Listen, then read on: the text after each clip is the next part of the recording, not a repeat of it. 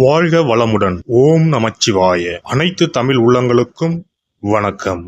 நாம் தற்போது 2025ஆம் ஆண்டின் இறுதியை நெருங்கிக் கொண்டிருக்கிறோம். 2026ஆம் ஆண்டின் முதல் மாதமான ஜனவரி மாதத்தில் நுழைய உள்ளோம். நிகழும் ஸ்ரீ மங்களகரமான விசுவாச ஆண்டு மார்கழி மாதம் 17ஆம் நாள் திரியோதசி திதியில் ரோகிணி நட்சத்திரத்தில் சுபம் நாமயோகத்தில் கௌளவம் கர்ணத்தில் சித்த யோகத்தில் வியாழக்கிழமை அன்று இந்த மகத்தான ஜனவரி மாதம் பிறக்கின்றது. இந்த மாதத்தில் பல கிரகங்கள் தங்களின் நிலைகளை மாற்ற உள்ளன. ஜோதிட சாஸ்திரப்படி ஜனவரி 1, 2026இல் கிரகங்களின் சிறப்பு சேர்க்கையால் உருவாகும் மிகப்பெரிய யோகமான சங்கோண யோகம் ஒரு சில ராசிக்காரர்களுக்கு மங்களகரமானதாகவும் அதிர்ஷ்டமானதாகவும் வாழ்வில் புதிய வெளிச்சம் தருவதாகவும் அமையும். ஜனவரி மாதம் 13ஆம் தேதி செல்வத்தின் அதிபதியான சுக்கிர பகவான் மகர ராசிக்கு செல்ல உள்ளார். ஜனவரி மாதம் 15ஆம் தேதி கிரகங்களின் தலைவனாக கருதப்படும் சூரிய பகவான் மகர ராசிக்குள் நுழைய உள்ளார். ஜனவரி மாதம் 16ஆம் தேதி கிரகங்களின் தளபதியான செவ்வாய் பகவான் மகர ராசியில் சஞ்சரிக்க உள்ளார். இம்மாதம் அதாவது ஜனவரி 17ஆம் தேதி புதன் பகவானும் ஜனவரி 18ஆம் தேதி சந்திர பகவானும் மகர ராசிக்கு செல்ல உள்ளனர்.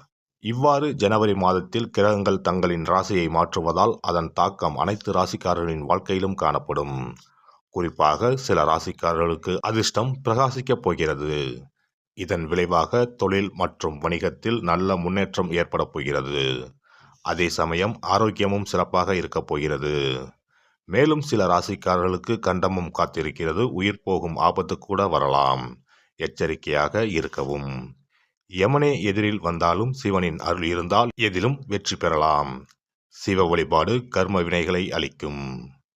இந்த கிரகங்களின் பெயர்ச்சியால் இம்மாதம் உங்கள் வாழ்வில் நடக்க இருக்கும் சுப மற்றும் அசுப பலன்கள் என்ன என்பதனையும், அசுப பலன்கள் ஏற்படுமாயின் ராசிக்காரர்கள் செய்ய வேண்டிய பரிகாரம் என்ன, வழிபட வேண்டிய தெய்வம் யார் என்பதனை பற்றியும் விரிவாக காண்போம்.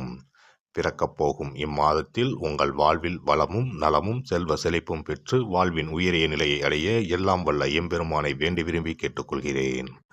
மீனராசி அன்பர்களே, இந்த மாதம் வாக்கு வன்மையால் எல்லா நன்மைகளும் கிடைக்கப் பெறுவீர்கள். அனுகூலமான பலன் உண்டாகும். பணவரவு மன திருப்தியை தரும்.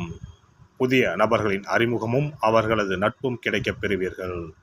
நீண்ட நாட்களாக இழுபறியாக இருந்த காரியங்கள் சாதகமாக நடந்து முடியும். வாகனங்களை பயன்படுத்தும் போது கவனம் தேவை. தொழில் வியாபாரத்தில் எதிர்பார்த்த வெற்றி கிடைக்கும். நிதி நிலைமை சீர்படும்.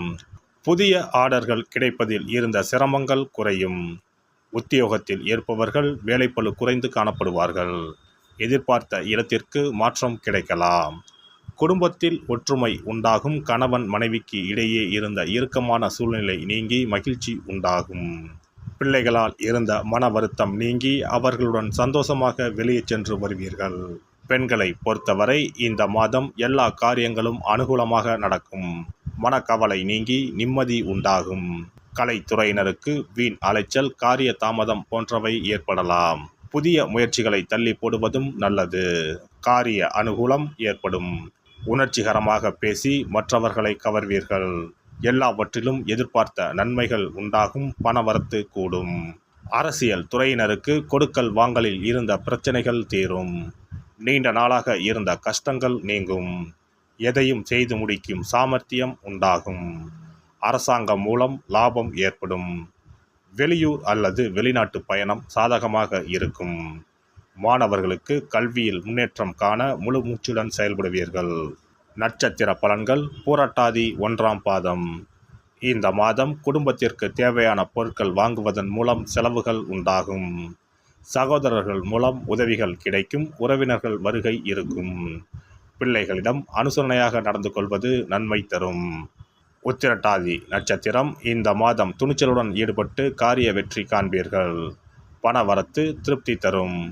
வாக்குவாதத்தை தவிர்ப்பது நன்மையை தரும். எதிலும் மிகவும் கவனமாக ஈடுபடுவது நல்லது. பிள்ளைகள் பற்றிய கவலை நீங்கும். உடல் ஆரோக்கியம் உண்டாகும். ரேவதி நட்சத்திரம். இந்த மாதம் வீண் மனக்குழப்பம் ஏற்பட்டு நீங்கும். மற்றவர்களுக்கு உதவ போய் வீண் பிரச்சனைகளில் சிக்கிக் கொள்ளலாம். திடீர் கோபம் ஏற்படும். தேவையற்ற வீண் செலவுகளும் உண்டாகும். ஆன்மீக நாட்டம் ஏற்படும். தொழில் வியாபாரம் தொடர்பான காரியங்களில் இழுபறியான நிலை காணப்படும். உத்தியோகத்தில் இருப்பவர்களுக்கு கூடுதல் பணிச்சுமையும் வீண் அலைச்சலும் உண்டாகும். சிவபெருமானை வணங்கி வர எல்லா காரியங்களும் நல்லபடியாக நடக்கும். குடும்பத்தில் இருந்த பிரச்சனைகள் தீரும். சிறப்பு தொகுப்பு. கண் திருஷ்டிகள் அகன்று தடைப்பட்டு கொண்டிருக்கும் காரியங்கள் நிறைவேற செய்ய வேண்டிய பரிகாரம் என்ன என்பதனை பற்றி காண்போம். வாழ்க்கையில் நல்ல நிலையில் இருந்தவர்கள் கூட திடீரென்று பொருளாதாரம் இழந்து மன கஷ்டங்களுடன் வாழும் நிலை ஏற்படும். இந்த நிலை எதனால் ஏற்பட்டது என்று ஆராய்ந்து பார்த்தால் பெரும்பாலும் அவர்களின் மீதான கண் திருஷ்டிதான் காரணமாக இருக்கும். கல்லடி பட்டாலும் கண்ணடி படக்கூடாது என்று சொல்வார்கள் அல்லவா, அது உண்மைதான். இது போன்ற பிறரின் பொறாமை கொண்ட கண் திருஷ்டியினால் பலரின் வாழ்க்கை சிரமத்திற்கு ஆளாக நேரிடும். இது போன்ற கண் திருஷ்டிகளிலிருந்து எப்படி தப்பிப்பது?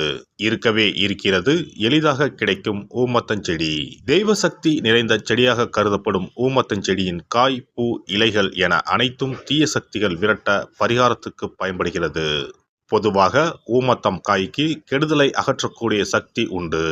நம் வீட்டில் உள்ள எதிர்மறை சக்தியை அகற்றுவதற்கு ஊமத்தங்காய் தீபம் சிறந்த பரிகாரமாகிறது.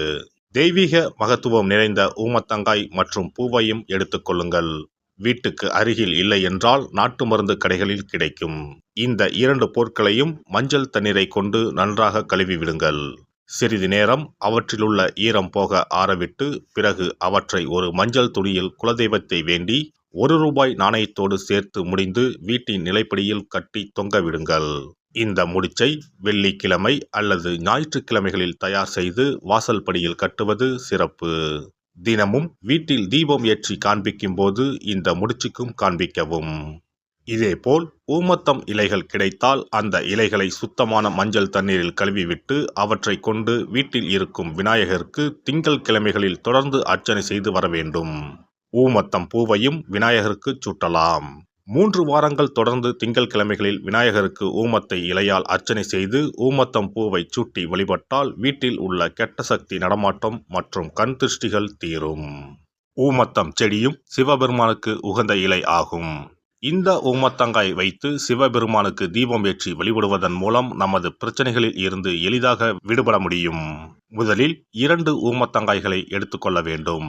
அவற்றின் மீது முட்கள் இருப்பதால் மிகவும் கவனமாக கையாள வேண்டும். ஊமத்தங்காயின் காம்பு பகுதிகளை வெட்டி கொண்டு கத்தியை பயன்படுத்தி ஊமத்தங்காயின் உள்ளே இருக்கும் விதை பகுதியை முழுவதுமாக நீக்கிவிட வேண்டும்.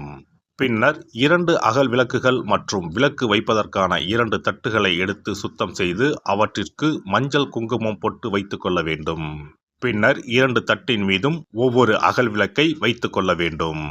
அதன் பிறகு எப்போதும் பூஜை செய்வதற்கு வைப்பது போன்ற வெத்தலைப்பாக்கு, பழம் போன்றவற்றை வைத்துவிட்டு 2 விளக்குகளையும் ஏற்றி சிவபெருமானை மனதார வேண்டிக் கொள்ள வேண்டும்.